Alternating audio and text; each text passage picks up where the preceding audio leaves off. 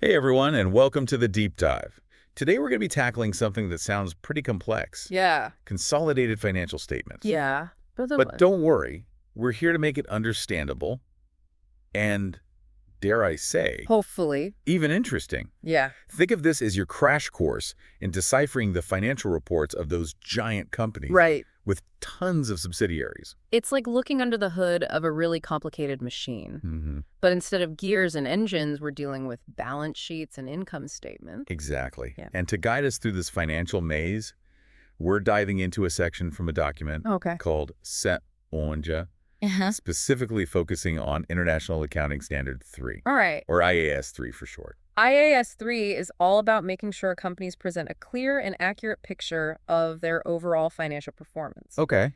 even when they have a whole bunch of different companies operating under their umbrella. Okay, so let's start with the basics. All right. What are consolidated financial statements, Mhm. and why should we even care? Imagine a company like, say, a global beverage giant.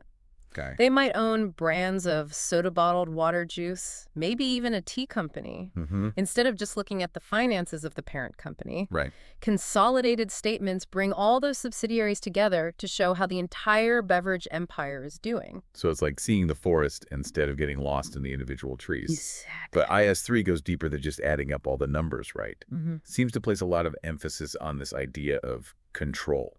You're right. Control is key. IAS 3 wants to make sure that the consolidated statements truly reflect who's calling the shots. Yeah. It's not always as simple as just owning more than 50% of the voting rights in a company. Wait, really?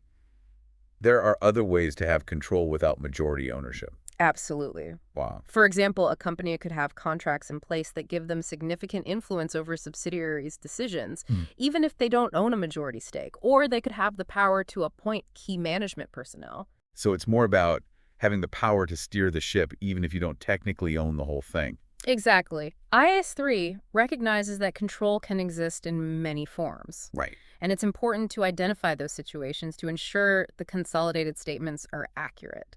This is already making me think about those stories you hear about companies trying to hide their true financial situation. Yeah. It seems like understanding this concept of control could be really important for spotting potential red flags. That's a great point. We'll definitely dive deeper into those red flags later on. Okay. But for now, let's unpack the actual process of consolidation. How do they actually put these statements together? Yeah, it sounds like a pretty involved process. It can be. Where do you even begin? Well, the first step is, of course, identifying all the players involved. Okay. You have the parent company and then all the subsidiaries that fall under its control. Right. Once you've got your cast of characters, you have to start combining their financial information. Okay, so it's like taking a bunch of separate financial statements and merging them into one mega statement. Exactly. But here's where things get tricky. Okay. You can't just add everything up as is. Right. Imagine the parent company sells some raw materials to one of its subsidiaries. Okay. That transaction would show up as revenue for the parent company and an expense for the subsidiary. Right, so if you just combine the statements without any adjustments, you'd be counting that transaction twice. Exactly. Well, That's what we call an intercompany transaction, and it needs to be eliminated from the consolidated statements to avoid double counting. so it's like removing the echo from a recording. Yeah.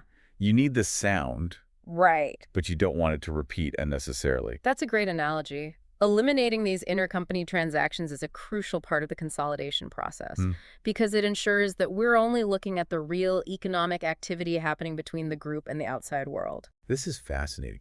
I'm starting to see how understanding these consolidated statements could give you a much clearer picture of a company's true financial health. You got it.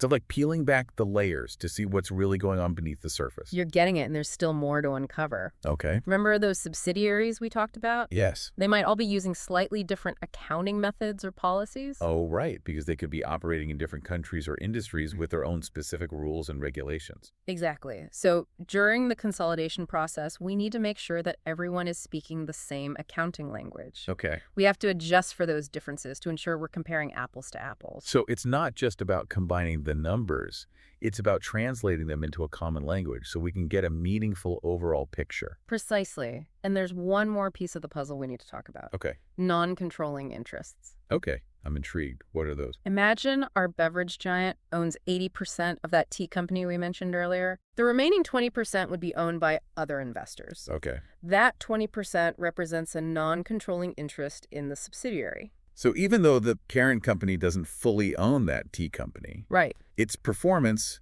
still affects the overall consolidated statements. Exactly. IAS 3 wants to ensure that the interests of all stakeholders are represented. Oh. Even those outside the parent company's control, we need to account for their share of the subsidiary's profits and losses. It's like acknowledging that even though the parent company is the main character in this story, Mm-hmm. there are other supporting characters who play a role in shaping the overall narrative. That's a great way to put it. And understanding how non-controlling interests are presented in the consolidated statements can give you valuable insights into the ownership structure and the potential influence of outside investors. This is all starting to make sense, but Yeah. I can already imagine how complex this must get in real-world scenarios. Oh, you're absolutely right. We've only just scratched the surface here. Yeah. Next time, we'll delve into some of the real-world challenges of consolidation and discuss why understanding those challenges is so important for anyone who wants to make informed financial decisions. Perfect. I'm looking forward to it. Welcome back to the deep dive. Hmm. Last time we started exploring this fascinating world of consolidated financial statements. Yeah. It's amazing how much goes into creating this unified financial picture for companies with subsidiaries. It's definitely more than just adding up a few numbers. There are Mhm. so many nuances to consider, Yeah. and things can get really complex in real-world situations. Okay, so speaking of complexity, you mentioned some challenges in the last part. Mm-hmm. Can we unpack those a bit more? What are some of the biggest headaches companies face Sure. when trying to consolidate their financial statements? Well, one of the most common challenges is dealing with intricate corporate structures. Okay. Sometimes you have subsidiaries owning other subsidiaries, joint ventures, and all sorts of complex ownership arrangements. Wow. It can be like trying to untangle a giant knot. So it's not just a simple parent-child relationship. Right. It's more like a whole family tree with branches going in every direction. Exactly. And imagine trying to track the flow of control and ownership through that tangled web. Yeah. It can be a real challenge for accountants to make sure they're consolidating everything correctly. Seems like there's a lot of room for error if you're not careful. Absolutely. And to make matters even more complicated, you often have subsidiaries operating in different countries or industries. Right. That means they might be using different accounting policies for things like depreciation or inventory valuation. Oh, right. Because different countries might have their own accounting standards and regulations. Exactly. So during the consolidation process, Yeah. accountants have to ensure that everyone is using the same accounting language, so to speak. Okay. They need to make adjustments to bridge those gaps and ensure consistency across the board. It's like making sure everyone is playing by the same rules, even if they're coming from different teams. That's a great way to put it.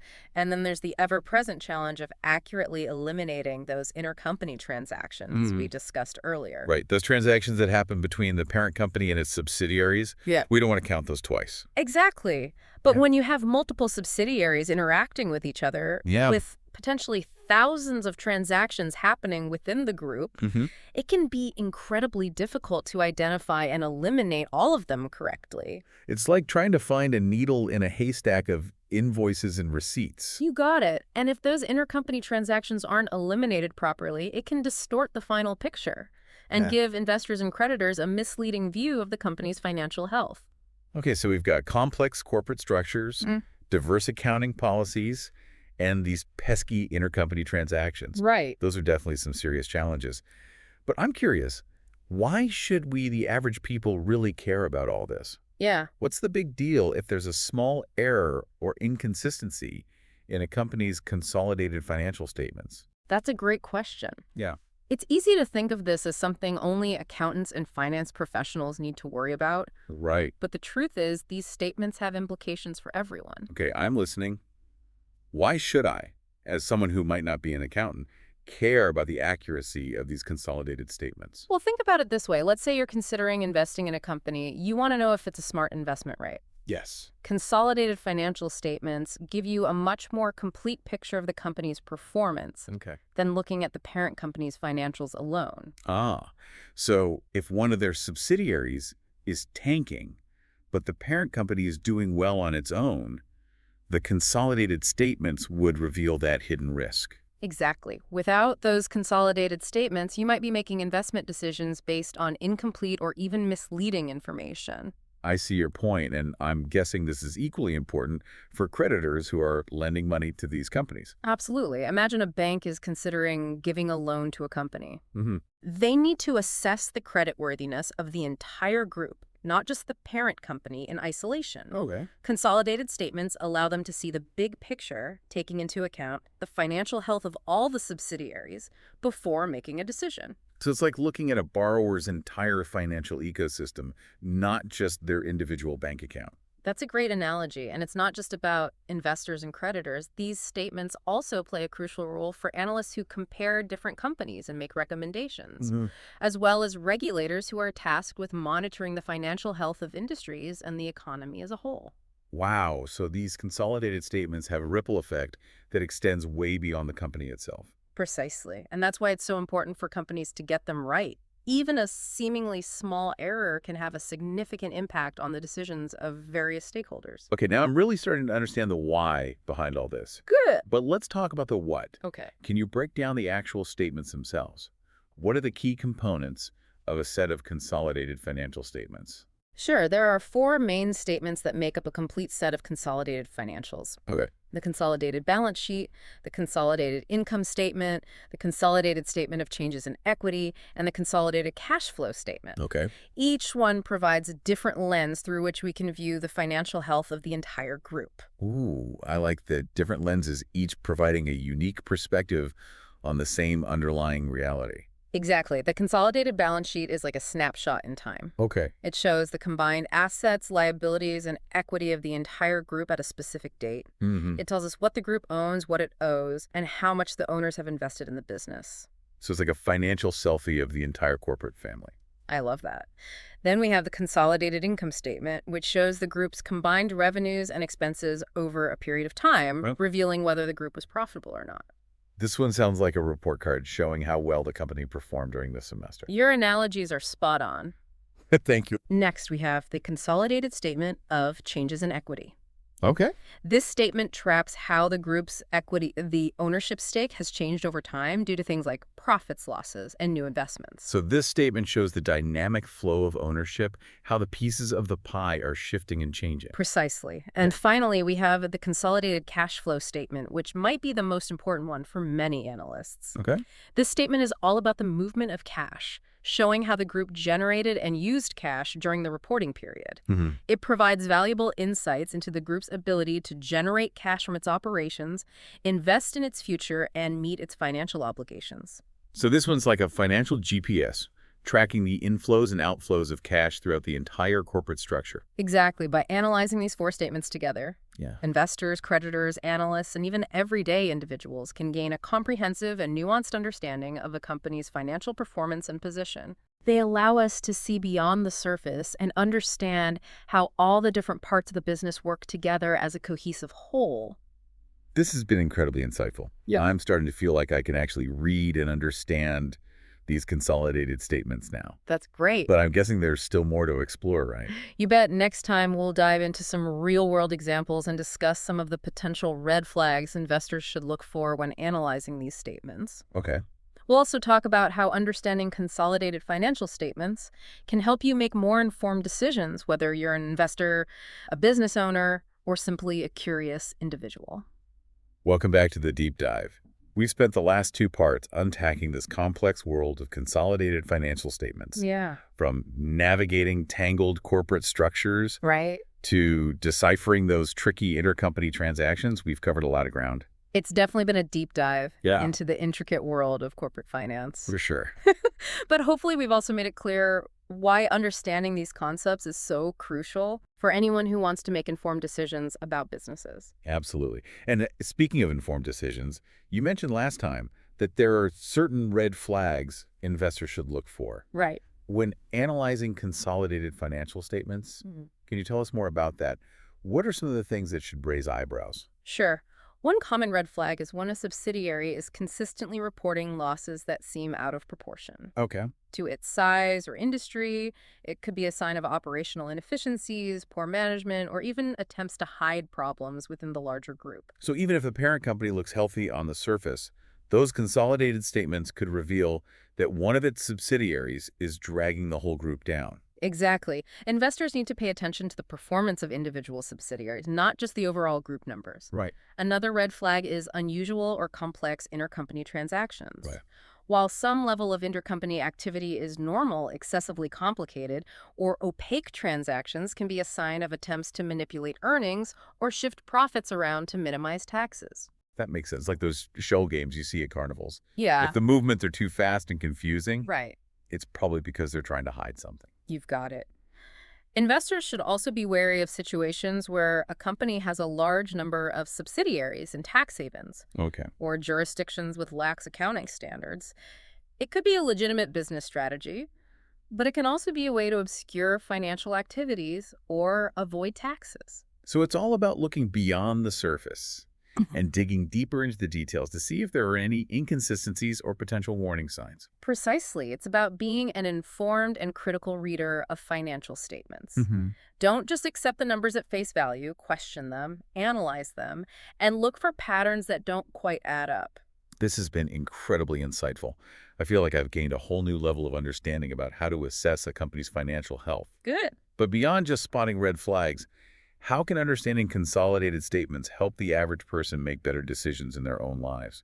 That's a great question. Even if you're not a professional investor or analyst, understanding these concepts can be incredibly beneficial. Okay. Think about it. These large corporations impact our lives in countless ways, Mm-hmm. from the products we buy to the jobs they create. Right. They're such a huge part of the global economy. Exactly. Being able to read and interpret their consolidated financial statements gives you a window into their operations, their profitability, and Yeah. ultimately their impact on the world around us. Right. It empowers you to make more informed decisions as a consumer, a citizen, and a participant in the global marketplace. That's so true. It's like gaining a superpower, being able to understand the financial language of these corporate giants. It's about financial literacy, Yeah. empowering yourself to make informed decisions in a world that's increasingly driven by complex financial systems. Well, I don't know about you, but I'm feeling a lot more empowered to navigate the world of corporate finance after this deep dive. Thanks. A huge thanks to our expert for guiding us through this complex landscape. And to our listeners, thank you for joining us on the deep dive. Keep exploring, keep learning, and remember, knowledge is power, Absolutely. especially when it comes to understanding the financial forces that shape our world.